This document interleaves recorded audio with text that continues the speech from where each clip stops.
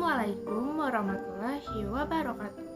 Halo semua, kami dari kelompok 9 mata kuliah Deutsche Literatur yang beranggotakan saya sendiri, Hana Sofia dengan NIM 1904683 dan dua teman saya, Salima Azahra dengan NIM 1904088 dan Rina Rosita dengan NIM 1901832. Pada video ini kami akan memaparkan hasil analisis kami terhadap salah satu karya sastra karya Brüder Grimm yang telah kami baca. Karya sastra ini berbentuk sebuah dongeng yang berjudul Die Alte im Wald. Sebelum kami memaparkan hasil analisis kami lebih lanjut, pertama-tama saya akan menjelaskan sedikit tentang penulis dongeng ini, yaitu Brüder Grimm. Brüder Grimm atau Grimm bersaudara merupakan kakak beradik yang bernama Jacob Ludwig Karl Grimm dan Wilhelm Karl Grimm. Mereka merupakan akademisi, ahli bahasa, peneliti budaya, leksikografer, serta penulis berkebangsaan Jerman yang keduanya sama-sama lahir di Hanau, salah satu kota kecil di Jerman, tempat di mana mereka menghabiskan masa kecilnya. Grimm bersaudara merupakan anak dari pasangan Philipp Wilhelm Grimm yang merupakan seorang ahli hukum dan Dorothea Grimm yang merupakan seorang putri dari anggota Dewan Kota Kassel. Mereka juga menempuh pendidikan hukum di University of Marburg, di mana mereka mengembangkan rasa ingin tahu tentang cerita rakyat Jerman. Dan mereka mendedikasikan seumur hidup untuk mengumpulkan cerita rakyat Jerman. Mereka sangat terkenal karena menerbitkan kumpulan cerita dan dongeng serta hasil kerja mereka dalam bidang linguistik yang berkaitan dengan bagaimana bunyi-bunyi dalam kata berubah dalam peralihan zaman atau disebut juga hukum Grimm. Beberapa kisah dongeng terkenal dari daratan Eropa karya mereka yaitu seperti Cinderella atau Aschenputtel, The Frog Prince atau Der Froschkönig, Rapunzel atau Rumpelstiltskin, Snow White atau Schneewittchen, dan masih banyak kisah dongeng lainnya, termasuk dongeng yang kami telah baca ini. Kisah asli Die Alte im Wald diceritakan kepada Brüder Grimm pada bulan Juli tahun 1813 di Paderborn oleh keluarga Haxthausen. Dalam kerja sama mereka berdua, Jacob lebih banyak melakukan riset dan penelitian, sedangkan Wilhelm lebih banyak menyusun kata-kata serta menyajikan cerita-cerita tersebut dalam bentuk yang lebih mudah dipahami oleh anak-anak. Antara tahun 1816 hingga 1818, mereka mempublikasikan 2 volume legenda rakyat Jerman. Masa tua mereka juga gunakan dengan menulis kamus bahasa Jerman yang diterbitkan pertama kali pada tahun 1854 dan hingga saat ini masih dibawa oleh generasi berikutnya. Sekarang, mari kita simak sinopsis dari dongeng ini yang akan disampaikan oleh teman saya, Rina.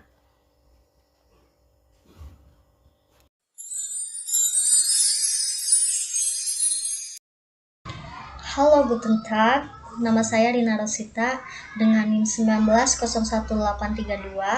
Saya akan menceritakan sebuah dongeng anak yang berjudul Die Alte Frau im Wald, karya Brüder Grimm. Dongeng ini menceritakan seorang gadis yang lolos dari pembunuhan para perampok di sebuah hutan. Ia yang sudah merasa pasrah duduk di dalam hutan dan memanjatkan doa kepada Tuhan dengan harapan ia dapat hidup setelah mengalami kejadian keji yang dilakukan para perampok tersebut kepada para anggota keluarganya. Pada saat itu ia merasa sangat lapar, tetapi kemudian tak lama datang seekor merpati putih dengan kunci emas kecil yang menggantung di paruh mulutnya.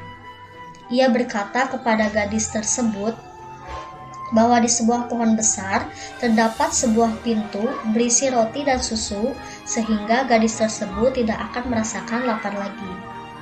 Gadis itu pun menuruti perintah sang merpati dan menuju pohon besar lalu membuka pintu dengan kunci yang diberikan. Lalu setelah itu ia buka, ternyata benar ia menemukan roti dan susu sesuai apa yang dikatakan oleh sang merpati. Setelah makan dengan kenyang, ia pun merasa lelah dan butuh untuk tidur.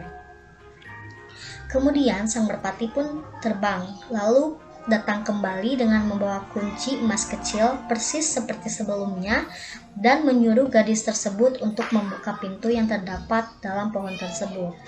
Karena di sana akan ada tempat tidur untuknya beristirahat. Gadis itu lagi-lagi menuruti perintah sang merpati, lalu dibukanya kembali pintu tersebut dan menemukan tempat tidur kecil yang nyaman. Lalu tertidurlah ia di atas tempat tidur itu setelah memanjatkan doa kepada Tuhan agar selalu melindunginya. Keesokan harinya, sang merpati datang untuk ketiga kalinya dengan membawa kunci emas kecil lagi, dan sang merpati menyuruh kesekian kalinya untuk membuka pintu di pohon tersebut dan mengatakan bahwa gadis itu akan menemukan pakaian untuk dikenakan. Gadis itu menurutinya dan membuka serta menemukan pakaian yang berhias emas dan batu mulia, sangat cantik dan menawan. Sang gadis merasa senang dengan perlakuan sang merpati karena begitu banyak menolongnya saat ia tersesat di sebuah hutan seorang diri. Kemudian sang merpati kembali dan kali ini tanpa membawa kunci emas, tetapi meminta gadis itu untuk membantunya. Sang merpati menjelaskan bahwa ia membutuhkan sebuah cincin sederhana yang berada di sebuah rumah tua di dalam hutan. Di dalam rumah tersebut terdapat seorang wanita tua. Wanita tua itu akan mengucapkan sapaan kepada orang yang mengunjungi rumahnya. Tetapi perintah sang merpati bahwa gadis itu tidak perlu menggubris sapaan wanita tua tersebut. Setelah ia mengerti perintah sang merpati, hendaklah ia berjalan menuju rumah tersebut dan diantar oleh sang merpati. Setelah sampai, sang gadis mulai memasuki rumah tersebut dan tidak menemukan wanita tua seperti yang dikatakan oleh sang merpati. Ia pun terus berjalan menuju sebuah ruangan untuk mencari cincin sederhana tersebut dan tetapi ia menemukan cincin-cincin yang sangat bagus dan berkilauan di atas meja. Gadis itu tidak menemukan cincin sederhana yang dimaksudkan sang merpati. Tetapi ia terus mencari-cari cincin sederhana tersebut, dan saat mencari cincin itu, sang gadis bertemu dengan wanita tua yang jahat, dan wanita tua itu pun mengganggu sang gadis. Gadis itu pun tersudutkan dan berlindung di balik sangkar burung yang tertutup. Wanita tua itu pun mengganggu serta berniat untuk mencelakai sang gadis. Tak disangka saat perdebatan terjadi, sangkar burung tersebut jatuh dan cincin sederhana yang dicari oleh sang gadis muncul dari dalam sangkar. Segeralah ia mengambilnya dan berlari kembali menuju hutan dan berniat untuk menyerahkan cincin sederhana tersebut kepada sang merpati. Namun sang merpati nampaknya tidak kembali. Gadis itu pun bersandar pada pohon besar.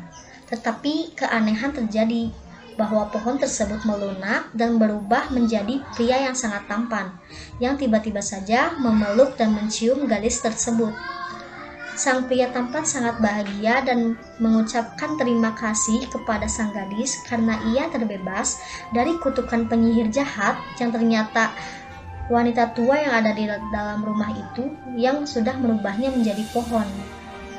Selama cincin sederhana itu masih ada pada wanita tua, pria tampan itu tidak akan pernah berubah menjadi wujud aslinya. Ternyata sang merpati yang dinantikan oleh sang gadis merupakan wujud pria tampan yang berubah beberapa jam sekali, serta pria tampan tersebut merupakan putra dari seorang raja. Pengawal dan kuda pria tersebut yang ada di sekitar hutan pun ikut berubah menjadi wujud aslinya. Tak lama pun mereka meninggalkan hutan dan pergi bersama-sama ke istana, lalu mereka menikah serta bahagia selamanya. Begitulah akhir dari cerita dongeng tersebut. Kilendang.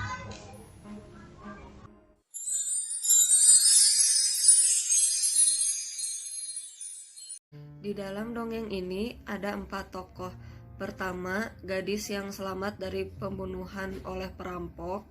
Kedua, merpati putih yang selalu membantu sang gadis. Ketiga, wanita tua yang merupakan penyihir jahat. Keempat, sebuah pohon yang ternyata wujud aslinya adalah seorang pria tampan. Sang gadis, merpati putih, dan pria tampan adalah protagonis. Sebab sang gadis digambarkan sebagai korban perampokan yang tidak bersalah, dan dia juga berperan dalam mengubah si pohon ke wujud aslinya. Begitu pula merpati putih dan pria tampan yang selalu membantu sang gadis ketika dia sendirian di tengah hutan. Sedangkan wanita tua yang merupakan penyihir adalah antagonis karena dia mengutuk pria tampan menjadi sebuah pohon.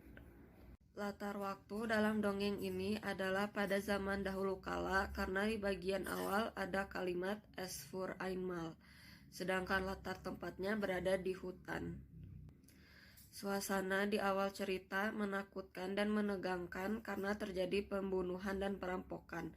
Tapi di akhir cerita suasana berubah menyenangkan karena sang gadis bertemu pria tampan yang merupakan keturunan raja dan menikah di istana. Dongeng ini menggunakan sudut pandang orang ketiga dengan alur maju. Pesan moral yang bisa diambil adalah kita harus saling menolong tanpa pamrih. Di dalam dongeng ini terdapat unsur fantasi, yaitu saat si pohon berubah wujud menjadi pria tampan. Sekian dari kami penjelasan tentang Die Alte im Wald karya Bruder Grimm. Terima kasih atas perhatiannya.